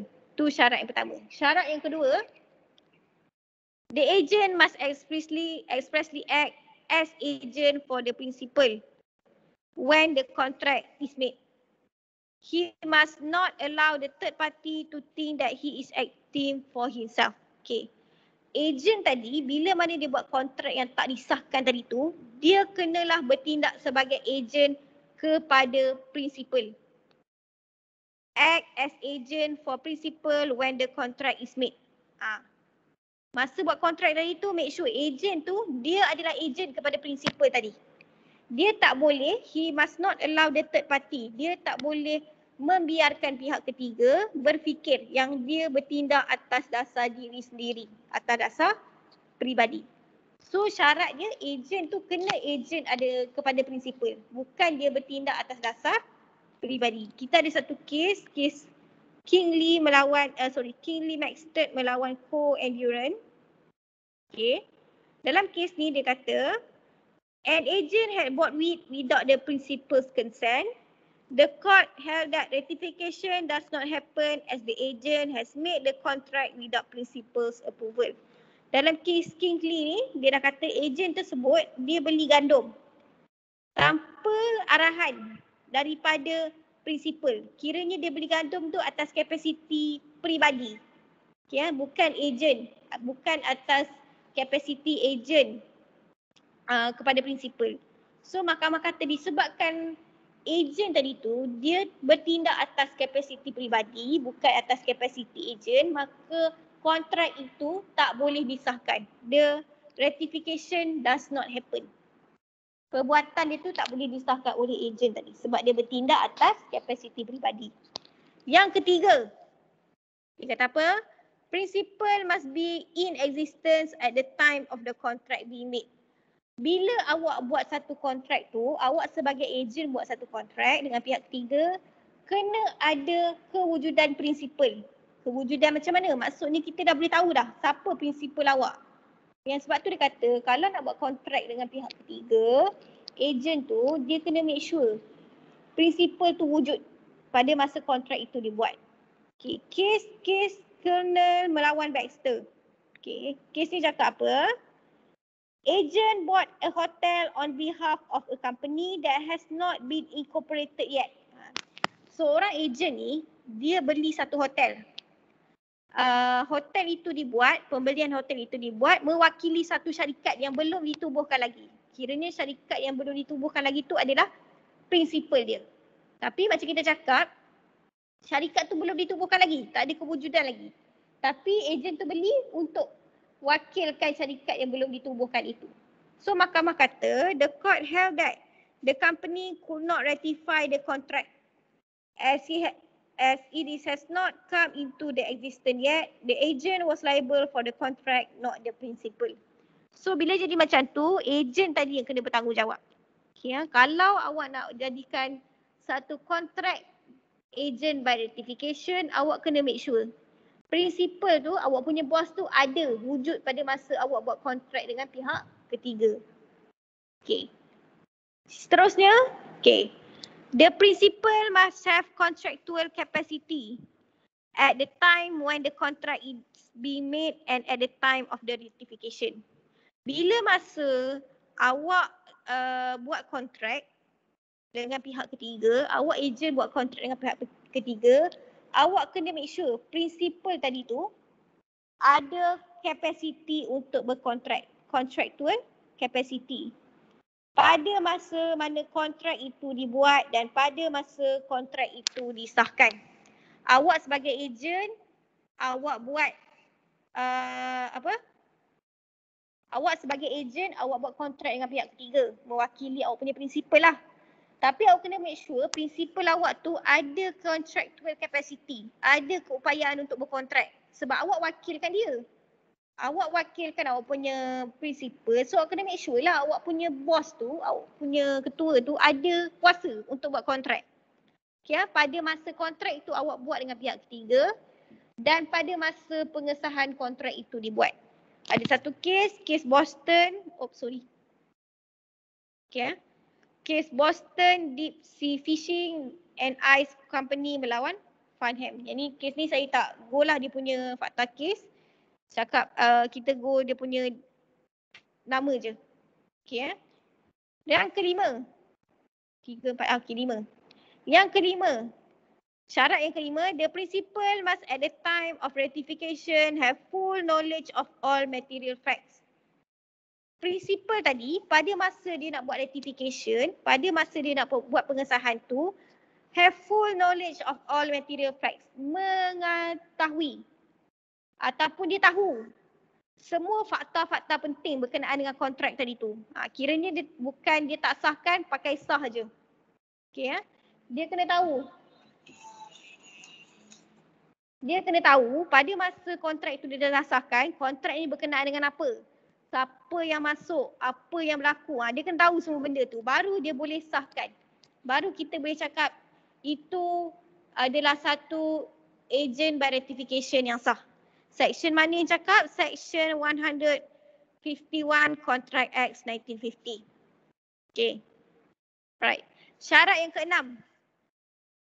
The principal must ratify the whole of act or contract. Okay ya. Principal tadi kenalah mengesahkan kesemua kontrak ataupun perbuatan tersebut. Kata tak nak sahkan. Contoh kontrak ada 2. Saya tak nak sahkan bahagian ni. Saya nak sahkan bahagian ni je. Tak boleh. Principal dia kena sahkan kesemua kontrak dalam semua bahagian dalam kontrak tersebut. Section mana cakap? Section 152 of Contract Act 1950. Okay. Seterusnya syarat yang ke-7. The ratification must not bring injuries to the third party. It must not make third party to damages or terminated his right or interest. Bila mana ejen tadi buat ratification, pengasahan yang dia buat tadi tu mestilah tidak membawa apa-apa kesan buruk ataupun kemalangan ataupun apa-apa kecederaan kepada pihak ketiga. Okay, ya. Maksudnya dekat sini dia kata kalau awak sebagai prinsipal, awak nak sahkan kontrak yang ejen awak buat tu, make sure pihak ketiga tadi tu tak dapat apa-apa kesan buruk. Tak akan dapat apa-apa kerosakan. Macam tu. Apa yang kata? Section mana yang cakap? Section 153 of Contract Act 1950. Make sure kalau awak sahkan kontrak tu, dua-dua pihak dalam keadaan yang okey, dalam keadaan yang selesa, boleh teruskan kontrak. Kalau lah awak sahkan satu kontrak tu, awak membawa kerugian kepada pihak ketiga, tak boleh. Maka kontrak itu tak boleh disahkan. Okey. Syarat yang ke-8. Okay, the ratification must be made within reasonable time. Pengesahan yang dibuat oleh prinsipal itu mestilah dibuat dalam tempoh waktu yang munasabah. Okay. Kes apa? Kes Metropolitan Asylum Board melawan Kingham and Sons. Kalau awak nak buat pengesahan tu, buatlah dalam tempoh waktu yang munasabah. Sehari ke, 2 hari ke, tengok tempoh waktu kontrak tersebut. Jangan dah tunggu 3-4 bulan baru awak nak sahkan. Tempoh waktu tu dah tak munasabah, dah lama dah. Ya, kalau awak sebagai prinsipal, sahkan kontrak tersebut. Kalau awak nak sahkan, buat dalam tempoh waktu yang munasabah. Dan syarat yang terakhir, the act or contract ratified by principal must not be act or contract that is lawful ataupun not ultra vires. Kalau syarat yang terakhir ni cakap, kalau awak nak sahkan kontrak tadi, nak sahkan perbuatan yang ejen awak buat tu, make sure perbuatan ataupun kontrak itu bukannya satu kontrak yang tidak sah di segi undang-undang. Kontrak atau perbuatan itu mestilah satu kontrak yang sah di segi undang-undang. Kena lawful. Contoh, ejen awak pergi curi kereta. Kereta tu awak jual kepada pihak ketiga. Awak nak sahkan perbuatan ejen awak tu, tak boleh lah. Sebab ejen awak tu dah buat satu perbuatan yang tak sah dari segi undang-undang. Dia dah curi kereta. So, nak buat pengesahan tu tengok dulu. Ejen awak ni buat benda apa? Sah ke tak sah? Okay, itu adalah 9 syarat-syarat yang mana kita akan tengok dulu. Bila dah cukup, dah penuh semua syarat ni, baru kita boleh kata adanya ratification, adanya pengesahan. Baru baru prinsipal tu boleh buat pengesahan. Okay. Alright, saya nak habiskan yang creation of agency sikit lagi ya. Okay. Yang keempat, cara keempat awak lantik ejen. Ni soalan favourite past years. Appointment of agent by necessity. Pelantikan ejen melalui keperluan ataupun kecemasan. Macam saya cakap tadi, ni memang soalan popular. Okay, ya. Lantik ejen melalui kecemasan. Okay. Section mana awak nak refer? Awak boleh refer Section 142 Contract Act 1950. Section 142 atau Contract 1950. Dia kata apa? An agent has authority in an emergency to do all such acts for the purpose of protecting his principal from loss, as would be done by a person of ordinary prudence in his own case under similar circumstances. Dia kata seorang ejen ada kuasa dalam darurat untuk melakukan semua tindakan yang berkenaan untuk tujuan melindungi ketuanya daripada kerugian sebagaimana akan dilakukan oleh seseorang berkhidmat biasa dalam kesnya sendiri di bawah hal keadaan yang sama. Bawah section 142 ni nak cakap, kalau ada satu kecemasan, ejen itu sebagai orang yang berkhidmat biasa, seseorang yang mempunyai pemikiran yang biasa, dia nak protect dia punya prinsipal. Dia nak melindungi ketuanya daripada kerugian. Protecting his principle from loss. Okay ya? So, bila ejen tadi dalam keadaan darurat, yang dia fikir dia nak protect, dia nak lindungi prinsipal dia daripada kerugian, dia boleh melakukan tindakan-tindakan seperti mana orang biasa akan buat untuk melindungi prinsipal dia tersebut. Kita tengok contoh. Ya. Tak apa, nanti kita tengok contoh. Kita tengok yang awal dulu. Okay, dia kata agent by necessity. Perbuatan ataupun pelantikan ejen melalui keperluan ataupun kecemasan. Dia kata dekat sini, a person may become an agent without having appointed as one. Bila kita cakap mengenai agent by necessity, agent melalui keperluan atau kecemasan ni, okay, dia tak payah jadi agent yang dilantik dulu. Dia adalah orang biasa. Dia bukan agent pada awalnya. Okay, ya? Tapi disebabkan berlakunya kecemasan ataupun darurat, okay, dia akan dilantik jadi agent. Okay, lepas tu dia kata, and a person may become an agent without having been appointed as one. They are known as agent by necessity or agency. Okay. Tak payah. Okay ya. Alright. Bila mana agent itu, seseorang itu berlakunya kecemasan, dia melakukan sesuatu kepada prinsipal dia untuk melindungi prinsipal dia, maka agent itu dikenali sebagai agent of necessity ataupun agent by necessity. Okay. Bila mana agent ini berlaku, okay, macam mana agent by necessity ni boleh berlaku, dia kata it occurs when a person is entrusted with another person's property. Bila mana seseorang itu telah diamanahkan oleh orang yang lain dengan harta orang tersebut. A diamanahkan dengan harta B. B bagi dia pegang. Tolong pegang sekejap. Harta ni macam tu. Okay ya. Dan seterusnya, it becomes necessary for the person to act in order to preserve the property although he has no express authority to do so. Okay. Adalah penting syarat kedua, macam mana agent of necessity ni berlaku, adalah penting untuk orang yang pegang harta tadi tu untuk bertindak untuk melindungi harta tadi. Walaupun secara asasnya dia tak ada kebenaran untuk bertindak ke atas harta tersebut. Ya, saya bagi kepada awak satu benda. Okay. Saya kata tolong pegang kejap benda ni. Okay. Tapi berlaku satu keadaan darurat yang membuatkan perlu untuk awak yang pemegang harta tadi tu untuk bertindak untuk melindungi harta tersebut. Walaupun secara asalnya saya cakap tolong pegang je harta ni, tak payah buat apa-apa. Okay ya. Tapi disebabkan berlakunya keadaan darurat, awak kena buat sesuatu untuk melindungi harta tadi tu. Bila jadi macam tu akan berlakulah agent by necessity. Okay. Conditions to create an agent by necessity. Syarat-syarat untuk kita lantik ataupun syarat-syarat yang mana agent itu boleh dilantik melalui kecemasan ataupun keperluan. Syarat yang pertama, it is impossible for the agent to get the instruction from principal.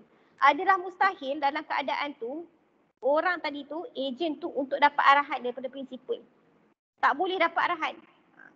Tak boleh nak tanya, okay sekarang ni nak kena buat macam mana? Tak boleh, impossible. Itu syarat yang pertama. Syarat yang kedua, the agent's action is necessary in the circumstances in order to prevent loss to the principal's property, where the goods is a perishable goods. Okay. Perbuatan agent tadi tu adalah necessary, adalah perlu. In the circumstances, dalam keadaan, in order to prevent loss to the principal's property, untuk mengelakkan kerugian kepada harta benda prinsipal tadi. So awak bayangkan syarat yang pertama dia tak boleh dah nak contact principal dia. Yang kedua, ejen tu kena buat juga sesuatu tindakan tu. Tindakan dia adalah perlu. Perlu untuk apa? Untuk mengelakkan principal dia rugi, menanggung kerugian. Terutamanya barang-barang yang dia dapat tu adalah barang yang jenis mudah rosak. Okay.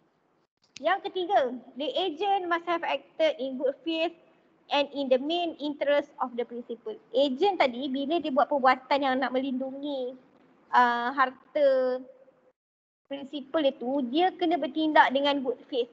Kena bertindak dengan suci hati. Dan kena memikirkan ataupun mengutamakan kepentingan utama principal. Dia kena fikir dulu kepentingan principal dia. Kena bertindak dengan suci hati. Dan yang keempat, the agent acts must be reasonable and prudent. Perbuatan agent tadi untuk melindungi harta itu hendaklah bersifat munasabah dan bersifat elok. Okay, kena tengoklah kalau perbuatan macam ni, nak protect apa yang patut kita buat. Tindakan apa yang patutnya kita ambil yang sesuai dengan perbuatan agent tadi untuk melindungi harta principal dia. Dan syarat yang terakhir, there must be a situation of emergency and necessity. Kena wujudnya keadaan kecemasan ataupun darurat. Kalau tak ada kecemasan darurat, awak pergi buat suka hati awak, tak boleh, kita akan kata itu bukan agent by necessity. So ini adalah 5 syarat dia. So yang ni kita ada 2 kes bawah section 149 bawah agent of necessity ni. Kita ada 2 kes. Kes yang pertama kita ada Great Northern Railway Company melawan Swafil. Kes ni kes yang simple je. Okay. Ada 2 pihak, plaintiff dengan defendant. Okay. Plaintiff carried defendant's horse to its destination. Okay. Defendant dia beli kuda. Okay. So kuda dia tu nak dihantarlah oleh plaintiff kepada defendant. So defendant pun bawalah kuda tadi, bawalah ke kawasan yang defendant suruh bawa. Okay, bila plaintiff sampai, on arrival, bila plaintiff sampai, there was no one to take the horse. Tak ada orang pun yang tunggu untuk ambil kuda tadi tu. Ya, awak bayangkan awak bawa barang seseorang, awak bawa kuda seseorang. Bila awak sampai kat tempat tu tak ada pun orang tunggu. Okay. So bila jadi macam ni, plaintiff did not know defendant's address. Dia nak hantar dekat rumah defendant pun tak boleh. Sebab dia tak tahu alamat defendant. So apa yang dia buat? So he directed the horse to be put in a stable. So dia arahkan kuda tadi tu, kuda ni, untuk diletakkan dalam satu stable. Tempat letak kuda. Okay sebab tak boleh nak bagi tahu dah. Sebab zaman dulu kau tengok 1874 tak ada telefon, tak ada telegram, tak ada WhatsApp nak bagi tahu macam mana kan. Tak boleh nak communicate dengan principal tadi. So dah keadaan kecemasan macam ni, dia arahkan kuda itu supaya diletakkan dalam satu stable. Okay, kemudian bila letak dekat stable kan, kenalah bayar. Plaintiff tu dia guna duit dia dulu, bayar stable tadi. Kemudian plaintiff later claim for the charge of the stable from defendant, but defendant refused to pay. Bila digunakan duit dia dulu, okay, untuk bayar stable tu, dia nak claim daripada defendant. Defendant datanglah, dia nak ambil kuda dia. So plaintiff pun kata, okay, saya letak kuda ni dekat stable. Saya guna duit saya dulu, sekarang ni saya nak tuntut bayaran. Okay. Tapi defendant tadi tu tak nak bayar. Okay. Alright, so isu dia sekarang ni, boleh tak plaintiff tu tuntut duit bayaran daripada defendant ataupun tidak? Okay, mahkamah kata, the court held that plaintiff has acted as agent in necessity in this matter. Mahkamah kata dalam kes ni, plaintiff tadi tu telah bertindak sebagai agent in necessity. Telah bertindak sebagai agent melalui keperluan ataupun kecemasan dalam perkara ini. Bila agent itu dah bertindak melalui keperluan ataupun kecemasan, defendant is liable to pay the stable charge to plaintiff. Defendant yang tuan punya kuda tadi tu kena bayar harga sewa stable tadi kepada plaintiff. Nampak tak keadaan-keadaan dia tu yang membolehkan dia tak boleh nak contact defendant. Dia kena buat tindakan dia untuk melindungi harta defendant. Which is kuda ni lah harta defendant tersebut. Okay. Ada lagi satu kes Springer melawan Great Eastern Railway Company. Okay, kes ni 1923. Yang tadi 1874 kan? Dalam kes ni, defendant carried plaintiff's tomatoes from Jersey to Covent Garden. Defendant, dia bawa tomato, sayur tomato tu, okay, dia bawa, okay, daripada Jersey pergi tempat nama Covent Garden, okay. Tomato tu daripada Jersey, dia nak bawa satu tempat nama Covent Garden, okay. Dalam perjalanan, ada cuaca buruk. Due to bad weather, the ship stopped at Weymouth, okay. Disebabkan defendant ni, dia bawa tomato tu guna kapal tau. Okay. Tapi disebabkan cuaca buruk, okay, kapal tak boleh nak berlayar, mereka stop dekat satu tempat yang nama Weymouth. Okay, right. Bila cuaca buruk, okay, some of the tomatoes were found to be bad. Okay. Tomato tadi tu dah tak elok dah. Bayangkan tomato yang fresh macam ni tadi, dia jadi tak elok dah. Okay, So, bila tomato tu dah start jadi buruk, okay, defendant dia buat apa? The defendant sold it to the locals. Dia kata tak boleh jadi ni kalau biarkan tomato ni lama-lama jadi buruk. So apa yang dia nak buat? Dia jualkan tomato itu kepada orang-orang dekat situ, dekat Weymouth ni. Okay. Patutnya bawa ke Covent Garden. Tapi disebabkan tomato dia dah start nak buruk, dah start tak elok, so dia jualkan kepada orang-orang yang di sekitar Weymouth tadi tu. Tapi dia jual dengan harga yang murah lah sebab kira macam nak let go je. Okay, macam tu Tindakan defendant tadi yang jual tomato tu dengan harga yang murah dekat tempat yang tak sepatutnya, dia tak communicate. Defendant did not communicate about selling the tomatoes to plaintiff. Dia tak bagi tahu pun, saya kena jual tomato ni harga murah dekat plaintiff, dia tak bagi tahu. Okay.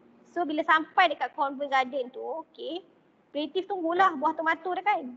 Tapi tak ada. Dah habis kena jual dah. Jual pula dengan harga yang murah. So bila jadi macam tu, plaintiff, tuan punya tomato tu tadi, plaintiff later claim damages from defendant for the tomato sold below the market price. Dia nak tuntut ganti rugi daripada defendant disebabkan tomato itu dijual lebih murah. Okey Tapi defendant dia kata dia tak nak bayar lah. Dia kata sekarang ni kecemasan. Tomato tu dah start rosak. So disebabkan darurat, kecemasan macam tu, saya kena jual juga buah tomato tu. Itu alasan defendant lah. Okay, mahkamah kata apa? The court held that the plaintiff was entitled to damages. Plaintiff, tuan punya tomato tu layak untuk meminta ganti rugi. As defendant failed to communicate with plaintiff and it is possible to do so. Mahkamah kata dalam kes ni sekarang, okay, awak defendant yang tukang bawa tomato tu boleh communicate dengan plaintiff. Okay Boleh communicate dengan plaintiff tapi awak tak communicate. Awak tak bagi tahu pun dekat plaintiff. So bila jadi macam ni, awak tak boleh kata awak adalah agent by necessity. Tak boleh. Okay So bila jadi macam tu, awak bukan agent by necessity dan awak kena bertanggungjawab kepada plaintiff. Disebabkan awak jual buah tomato tersebut dengan harga yang murah. So dalam kes ni, kes Springer ni, defendant dia bukan agent by necessity sebab dia tak communicate kepada plaintiff sedangkan dia ada peluang untuk dia communicate, untuk dia bagi tahu kepada plaintiff apa yang patut dia buat berkenaan dengan tomato tersebut. Okay. Last kali kita tengok sikit lagi. Okay. Sikit lagi agent by estoppel. Pelantikan agent melalui estoppel ataupun persekatan bawah section 190 Contract Act 1950. Dia kata apa? When an agent has without authority done acts or incurred obligation to third persons on behalf of his principal, the principal is bound by those acts or obligations if he has by his word or conduct induced such third person to believe that those acts and actions were within the scope of agent's authority. Apabila seseorang ejen tanpa kuasa melakukan tindakan-tindakan atau melakukan obligasi kepada pihak ketiga, bagi pihak prinsipalnya, prinsipal itu adalah terikat dengan tindakan-tindakan atau obligasi itu jika dengan perkataan atau kelakuan mendorong pihak ketiga itu mempercayai bahawa tindakan-tindakan dan obligasi itu adalah dalam bidang kuasa ejen. appointment of agent by estoppel ni berlaku bila mana awak sebagai prinsipal, awak bagi tahu kepada pihak ketiga yang orang itu adalah ejen awak. Okay, bawah section 190 Contra Act Section 50. Kita tengok contoh macam mana. Okay. Contoh, okay, ada 3 pihak. Ada A, ada X, ada P. Okay. A, X, P. Kat sini. A tadi, dia buat apa? A told X in front of P that she is an agent for P. Okay. Alright. Agent. Okay. Ada satu pihak ni agent. P principal. X third party. Okay, tengok kat sini. Agent tadi, dia bagi tahu dekat third party. Dia bagi tahu dekat X. Okay. Dia kata saya adalah agent kepada P. Dengan bangga dia bagi tahu. Okay. P masa tu ada sama-sama dengan X. Ada sama-sama dengan A, dengan agent tadi. So agent bagi tahu dekat third party yang dia adalah agent kepada principal. Principal ada bersama-sama. Dan principal tadi did not deny the statement. Dia tak nafikan pun fakta yang A bagi tahu kepada pihak ketiga bahawa dia adalah agent kepada principal. So bila jadi macam tu, lepas ni apa-apa berlaku, P cannot deny that he is a principal of A. Lepas ni apa-apa akan berlaku, P dia dah tak boleh menafikan yang dia adalah principal kepada A. Okay, ya? Sebab tadi awal-awal A dah bagi tahu dekat pihak ketiga yang dia adalah agent kepada P dan P tak buat apa-apa pun untuk dia kata dia nak nafikan ke, dia nak kata betul ke, dia tak buat apa-apa, dia diam je. So kalau jadi apa-apa antara agent dengan pihak ketiga, prinsipal tadi kena bertanggungjawab. Dia tak boleh menafikan yang dia adalah prinsipal kepada A. A is an agent of P through appointment by estoppel. Maknanya agent tadi telah dilantik melalui pelantikan secara estoppel. This is because P had made X believe that he is her agent in the first place and she did not contradict the statement. Kita lantik dia tak cakap. Kita cakap depan dia tak cakap apa-apa pun. Okay ya. Sebabkan P ni dah membuatkan X ni percaya. A itu adalah agent dia. Sebab dia tak contradict, dia tak nafikan apa-apa statement yang keluar daripada agent dia. Okay. Agent by estoppel, a person cannot be bound by a contract made in his behalf without his authority. However, if the principal inform the third party that the agent has authority to do the act in question when the fact there is no authority for the agent to do so, then the agent is liable.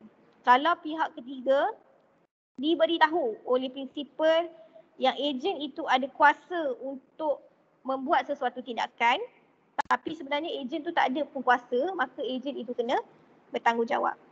If the principal by his word or conduct allows a third party to believe that the particular person is his agent, even when he is not, he will be stopped or precluded from denying the existence of that person's authority to act on his behalf. So bilanya awak sebagai prinsipal, awak cakap, oh dia tu agent saya. Awak cakap dekat pihak ketiga. So apa-apa berlaku lepas ni, awak sebagai prinsipal, awak dah tak boleh nafikan yang orang itu adalah agent awak. Sebab awak dah bagi tahu dah depan pihak ketiga yang orang itu adalah agent awak. Okay, so lepas ni tak boleh nak nafikan dah. Okay. So itu adalah agent by estoppel. Agent of estoppel kita akan tengok section 190 of Contract Act 1950. Okay, ada soalan? Ada soalan? Tak ada point. Tak ada, okay. Okay, buka mic, saya nak ambil attendance. Hari ini 28.